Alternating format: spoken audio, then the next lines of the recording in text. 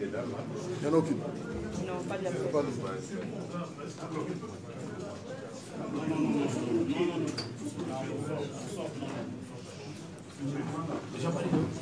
Je suis là.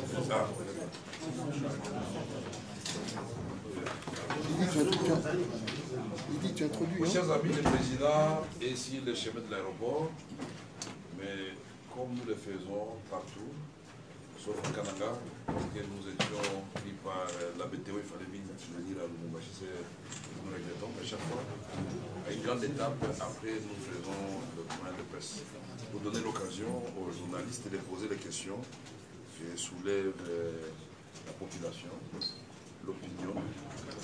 Nous voulons profiter de cette occasion pour remercier toute la population du Canada à travers celle de Lubumbashi pour l'accueil qui a été réservé au président Félix Tshisekedi et sa suite.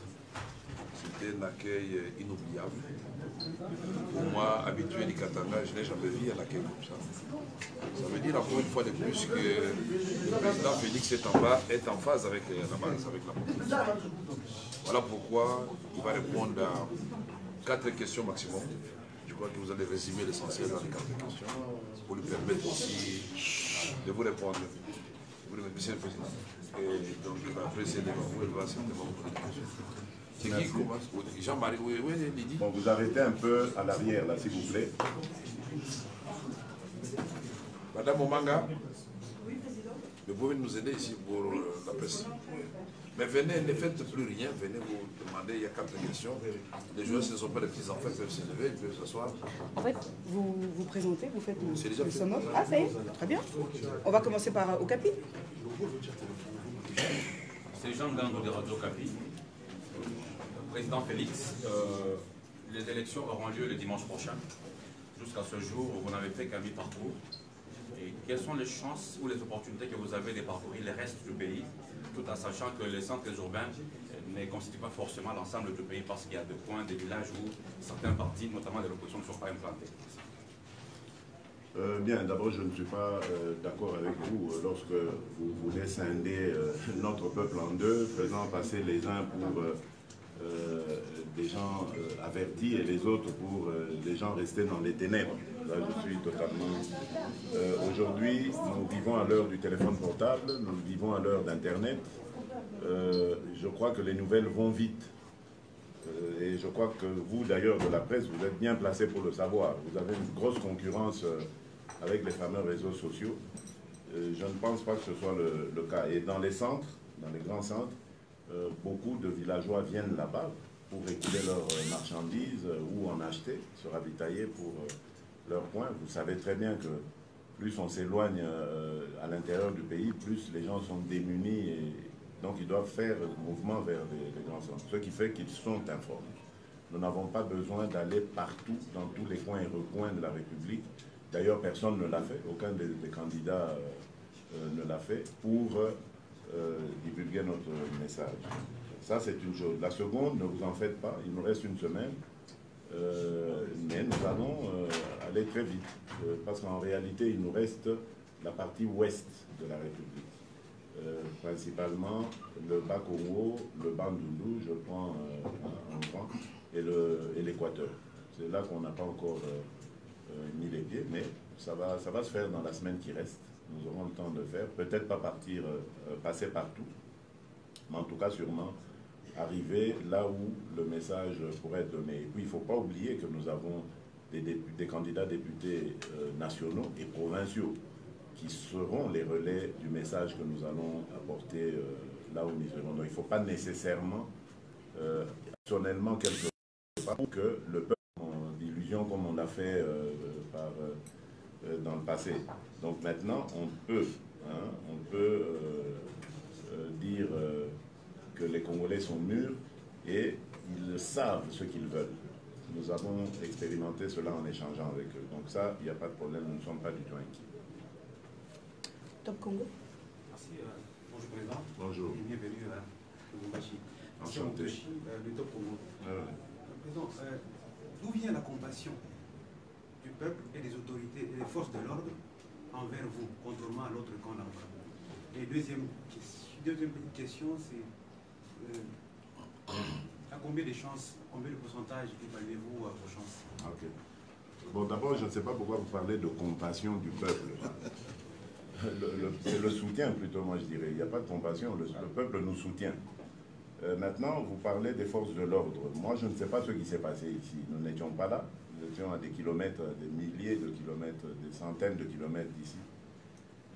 Je ne sais pas ce qui s'est passé, je ne sais pas qui a commencé quoi, qui est responsable de quoi. Tout ce que nous avons fait, nous, c'était de déplorer la violence qui est arrivée ici. Mais, en tout cas, nos services ont pris le soin de parler à toutes les autorités de la ville avant notre arrivée. Donc ça peut être vérifié du côté des autres amis s'ils avaient fait pareil. En tout cas, les nôtres ont fait ça. Donc dès le départ, on s'était convenu du parcours et de la manière dont ça allait se dérouler. On avait bien fait comprendre qu'on voulait que nos combattants soient libres de tout mouvement et que nous, en revanche, on allait se charger de l'ordre et de la discipline, veiller à ce qu'aucun de nos combattants s'en prenne soit à des effigies des candidats concurrents ou soit à des biens quelconques de qui que ce soit. Et vous avez vu, ils se sont comportés dignement, nos combattants. Ils n'ont fait aucune provocation, aucun débordement. Nous sommes partis de l'aéroport jusqu'au lieu du meeting et tout s'est très bien passé. Donc je crois que si partout on fait ça, ça devrait normalement aller.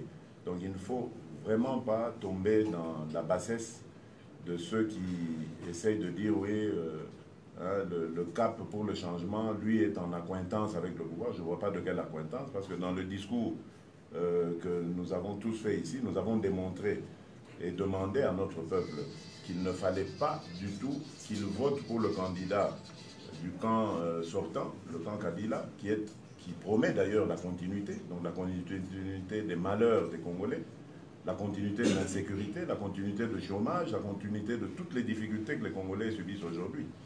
Ni ce camp-là, ni celui de la confusion. Le camp de la confusion, c'est celui qui dit qu'il faut aller casser les machines quand vous êtes dans le bureau de vote, ou alors il faut falsifier le bulletin. Des fois, ils reviennent sur tout ça en disant non, non, tout compte fait, maintenant on va aller aux élections. Donc vous voyez que ça perd, hein, ils perdent le sens même de l'électeur. Donc nous disons, ni l'un ni l'autre, votez pour nous. Parce que nous avons une équipe déjà constituée. Nous savons, si je suis élu président, qui sera Premier ministre. Donc chez nous, il n'y aura pas de marchandage du style, il faut débaucher des gens là-bas, faire des majorités contre nature pour uniquement avoir le pouvoir. Donc nous sommes une équipe déjà formée. Nous avons un programme prêt à être mis en pratique. Et nous sommes une équipe clé en main. C'est-à-dire, demain, on arrive aux affaires, on commence à travailler et les Congolais voient le changement dans les jours qui suivent immédiatement. Alors, ces chances, puisque vous en parlez, mais moi, je les évalue à plus de 50%. Pour nous, nous avons déjà partie gagnée. Maintenant, nous allons voir comment ça va se passer à l'Ouest. En tout cas, l'Ouest, ce sera plutôt la cerise sur le gâteau.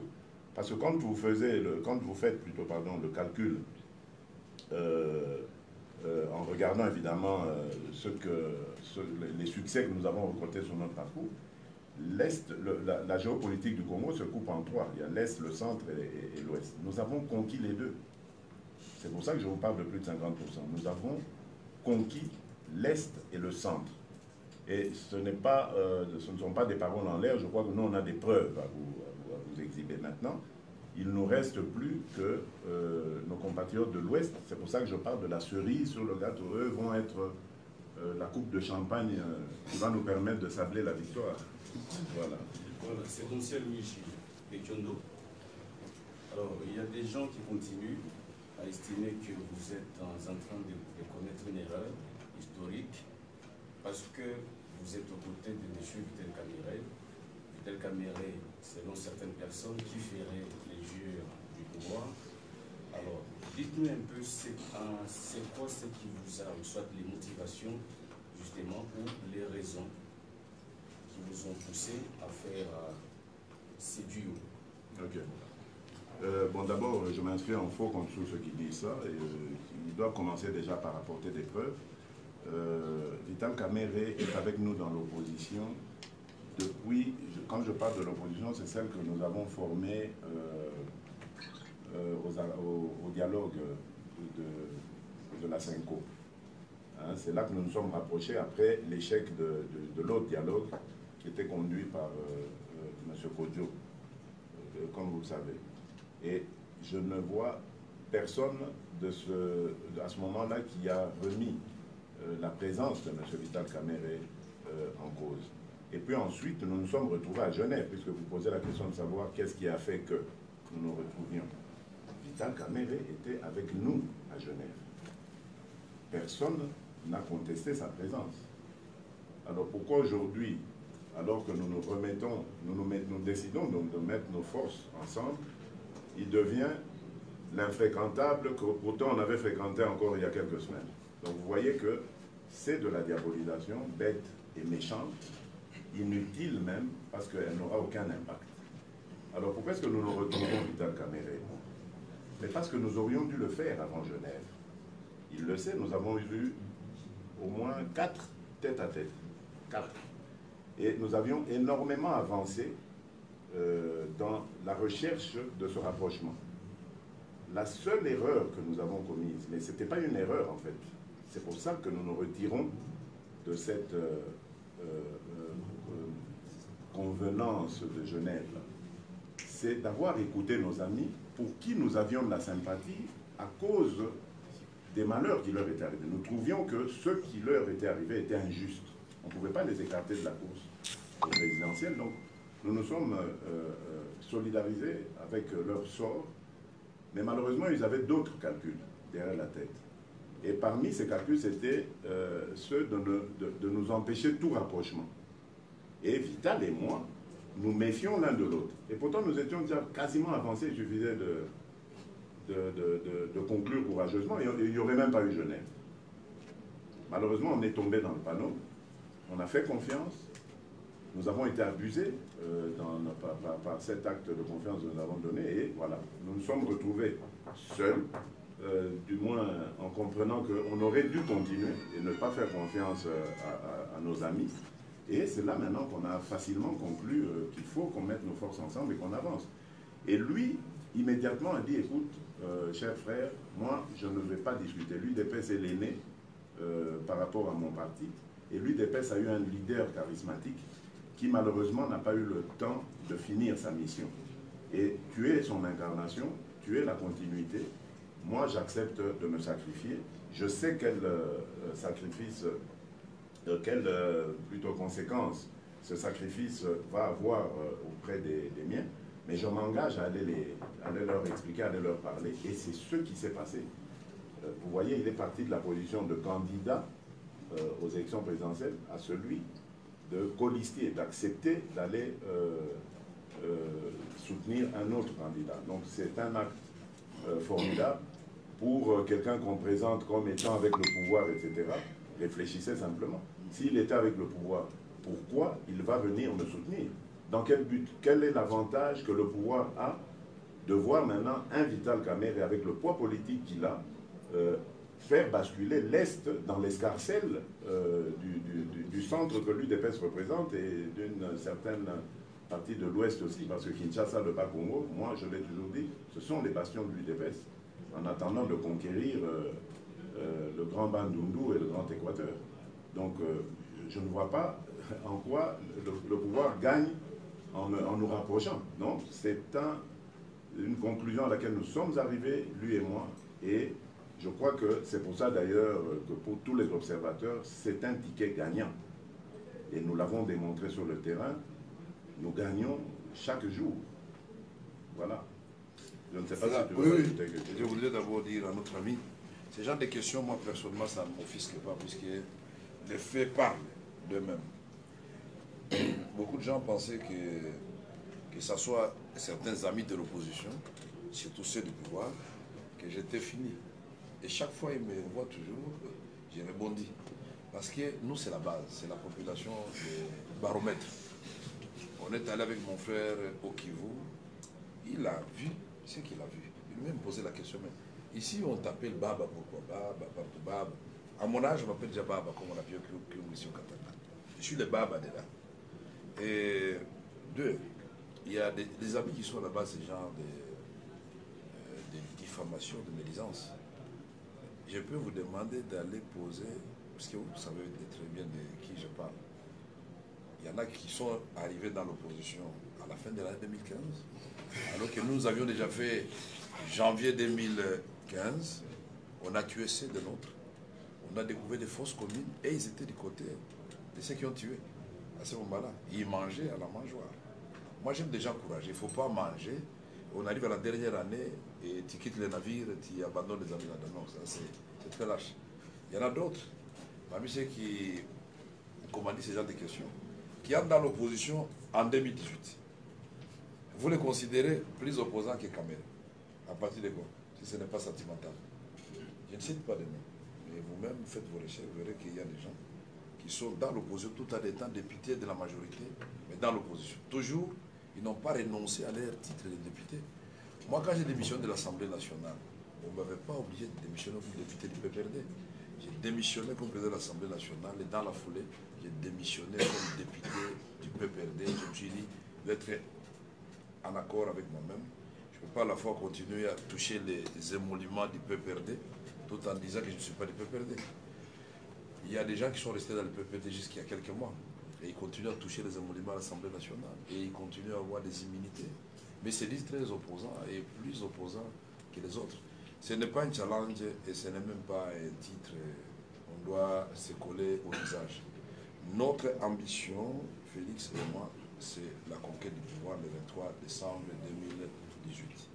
Nous voulons qu'à cette date-là, nous cessions d'être des opposants. Comme ça, on va laisser les autres amis dans l'opposition. Comme ils croient que c'est bien de rester dans l'opposition, il faut rester avec l'opposition. Nous allons gouverner le pays parce que nous avons un programme pour le peuple congolais et faire avancer ce peuple qui souffre. Donc, il ne faut pas avoir peur de poser des questions. Nous comprenons, nous sommes des politiciens. Alors, j'ai répondu à ces amis-là à travers vous. Merci. Voilà, c'est Arnold de Chilombo pour le compte de la RFI. Je fais votre nom. Enchanté au monde. Merci. Donc ne soyez pas méchants. De Radio Okapi. Non, RPIV. Mais on a oublié président de dire à notre fête de Radio Okapi, Ce en tant que reporter, c'est que la population a demandé. On lui a dit. Vous entendiez ça? On lui a dit. On a eu un débat ici. De toute façon... Non, non, je vous dis, la population, si vous voulez, on va vous donner des vidéos. Non, mais Depuis l'aéroport, c'était Okapi, vous avez suivi, Okapi est interpellé. Okapi, c'est ma vérité, dit la vérité. Et ce qui s'est passé hier, RFI. Et je crois qu'il y avait notre média. Non, si vous arrivez devant RTNC. Malaïka, RTNC. Donc vous êtes interpellé aussi. On n'a jamais donné de fausses Non, informations. je dis, on vous demande de continuer à donner de bonnes. Non, mais moi, je voulais juste savoir, est-ce que vous avez dit la vérité de ce qui s'est passé hier? Parce que c'est ce que les autres demandent. Malheureusement, vous n'avez pas suivi Non, les informations du matin. Voilà. Mais ça a été fait. Parfait. Président Félix, Bon, la dernière question, c'est de Chilombo. C'était une... Oui, on va hier, lui donner la dans votre allocution, vous avez parlé de la confusion, d'un camp des confusionnistes. Aujourd'hui, vous revenez encore sur le camp des confusionnistes. Est-ce que pouvez-vous nous situer à quel niveau se situe la confusion? Est-ce à Genève ou c'est parce qu'aujourd'hui, ils sont revenus sur l'acceptation de la machine des élections avec la machine à voter? Deuxième préoccupation, est-ce possible de renouer encore vos alliances, la Mouka et Cash, à quelques jours des élections?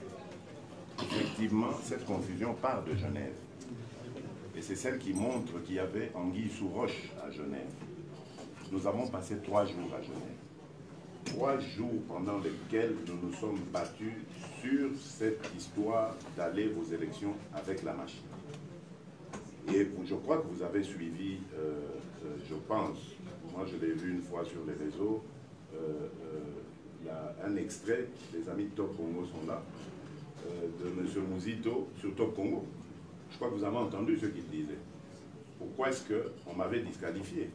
Pourquoi est-ce que dans l'esprit de ceux qui étaient là, à qui nous avons fait confiance, j'étais celui qu'il ne fallait pas choisir, Vital, pour aussi d'autres raisons.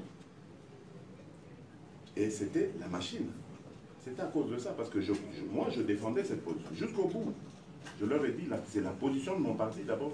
Ici, je ne suis pas venu pour la changer. Bien qu'étant président, chez nous, il y a une tradition, et je l'ai hérité des fondateurs de ce parti.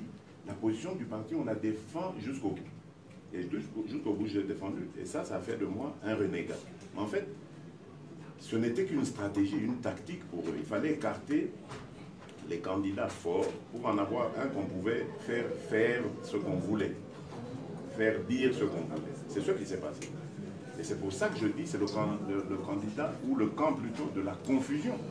Parce que nous passons 3 jours, je vous le dis ici à Genève, 3 jours pendant lesquels on me dit la machine à voter est une très mauvaise idée et qu'il ne faut absolument pas l'utiliser. Le faire, c'est être avec le pouvoir, le faire, c'est être corrompu, etc.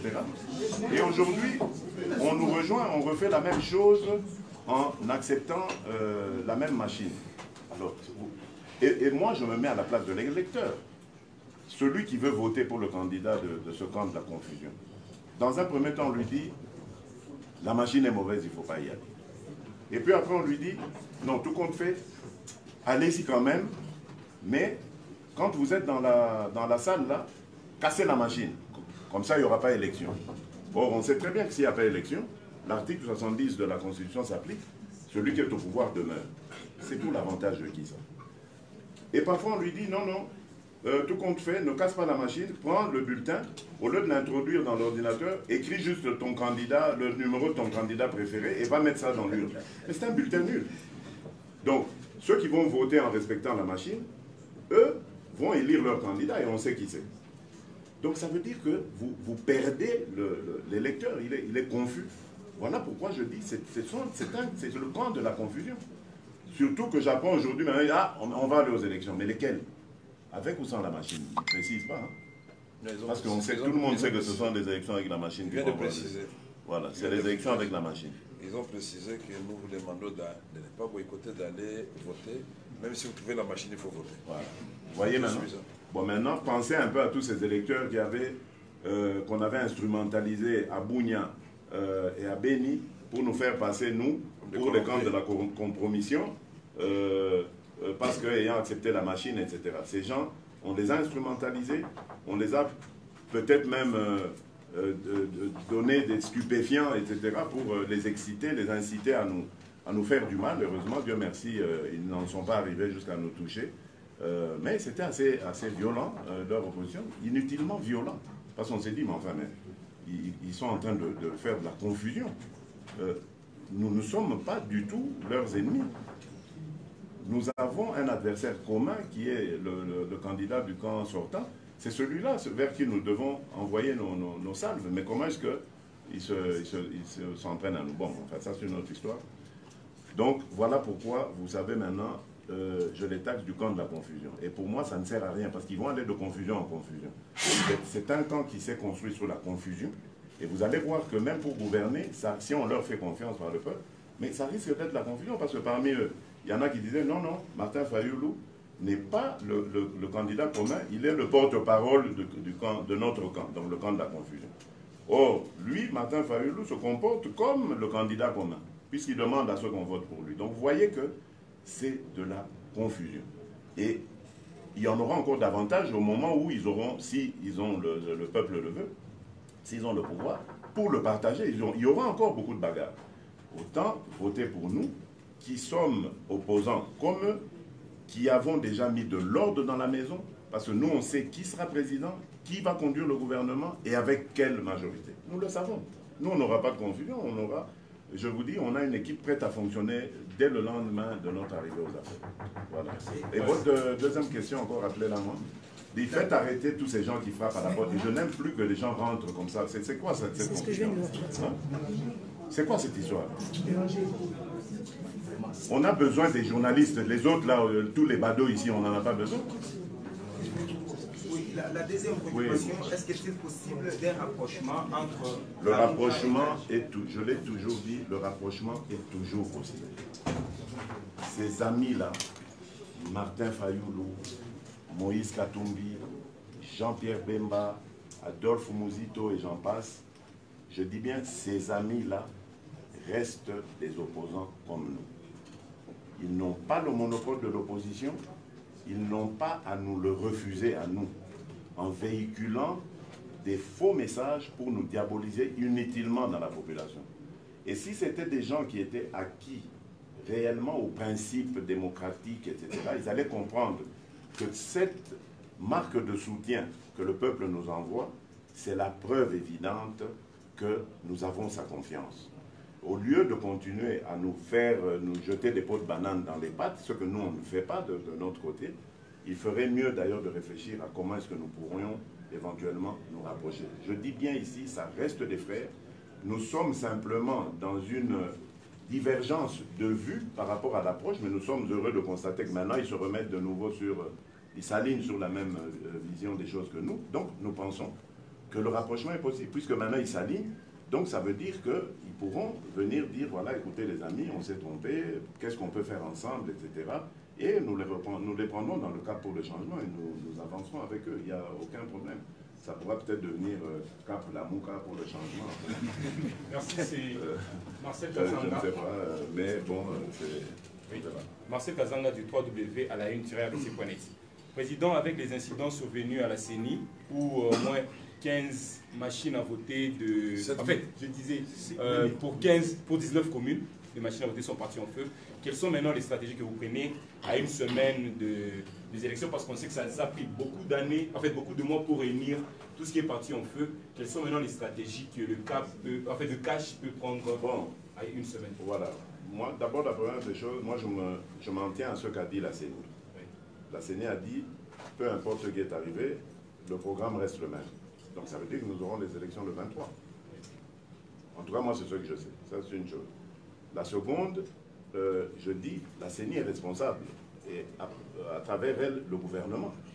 Comment est-ce qu'un dépôt aussi important, un endroit aussi important, qui devrait être, à mon avis, l'un des endroits les mieux gardés de la République, peut ainsi voler en fumée comme ça en quelques secondes? Ça veut dire qu'il y a eu des complicités, il faut les établir.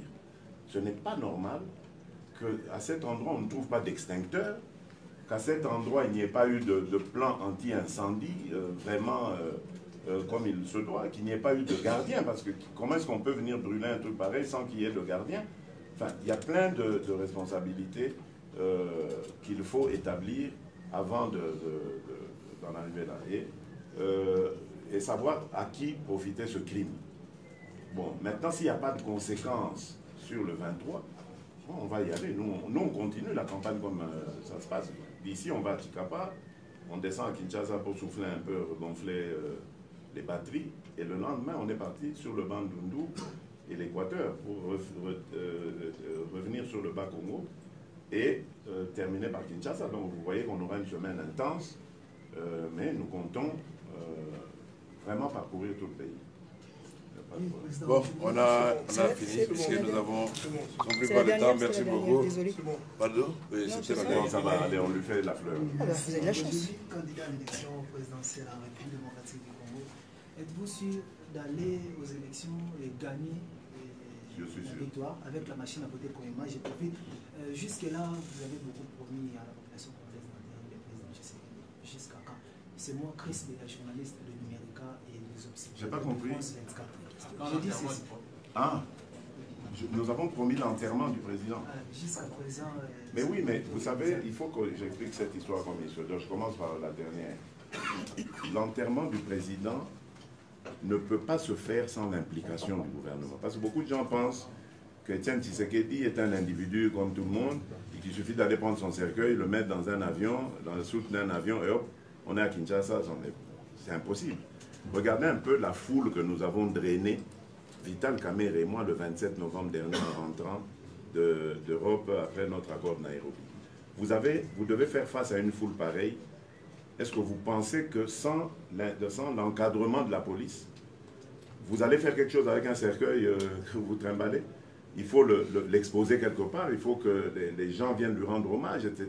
Mais sans l'implication du gouvernement, du pouvoir en place, ce n'est pas possible.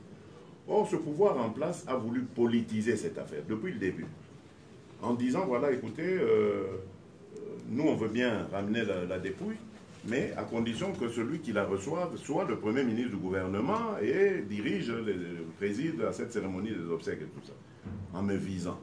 Et je prends à témoin mon oncle, l'évêque, Gérard Moulumba, qui lui a pris langue avec les gens du pouvoir, évidemment, comme il est vraiment affecté par cette histoire de voir son frère, le corps de son frère toujours traîner à Bruxelles. Et lui, il peut bien vous parler de ça. Lui à qui on lui a expliqué que c'est ça ou rien. Et lorsque, le 24 avril, du haut de la tribune à Sainte-Thérèse de Ndjili, je réponds aux membres de l'UDPS en disant, mais vous m'avez porté comme votre candidat aux présidentielles qui vont avoir lieu à la fin de cette année. Maintenant, vous vous laissez emballer dans des rumeurs de la primature. Vous voulez que je devienne candidat à la primature? Il dit non, non, non. Je dis, mais voilà, vous avez parlé. Donc c'était un message que j'envoyais pour leur dire, oubliez cette histoire. Et je suis sûr que même là où il est, le président Étienne Tshisekedi, mon défunt père, est fier de moi. Parce qu'il aurait, même si c'est pour l'enterrer, il est prêt à accepter d'être dans cette situation, mais que son fils ne se compromette pas dans des bêtises pour trahir le peuple congolais. Et je sais que c'est difficile pour moi, surtout pour ma mère, mais je sais qu'elle accepte là où elle est aussi, que ce soit ainsi. Peut-être que, quelque part, c'est Dieu qui le veut ainsi, pour que demain, ce soit nous qui l'enterrions avec ces honneurs-là, dus à ce qu'il a fait pour le pays. Merci beaucoup. Merci beaucoup. Et donc, pour les chances, c'est ça, hein, c'était les chances de gagner, je crois que je l'ai répondu. Avec la machine à voter, êtes-vous sûr de prendre les poches du président Kabila cette année? Nous avons dit clairement comment est-ce qu'il faut faire pour battre la machine. Et c'était le débat que nous avions d'ailleurs à Genève. Je le disais aux amis, je dis, si nous mettons des témoins partout, battons-nous plutôt sur ça. Réfléchissons sur le système anti-tricherie que nous pouvons mettre en place. Nous pouvons surprendre ces gens-là. Ils n'ont pas voulu m'écouter. Bon, nous, on a continué notre chemin seul. C'est le travail que nous faisons. Nous essayons de mettre des témoins partout. Nous aurons un centre à nous de compilation des résultats. Nous aurons des preuves de ces résultats parce que nous tiendrons par devers nous les PV. Nous les présenterons le moment venu. Ce sera, s'il y a tricherie évidemment, la parole des tricheurs contre la nôtre, contre notre vérité. On va voir qui aura raison. Voilà. Merci. Merci. Alors, Tabou. Tabou. Oui, Tabou.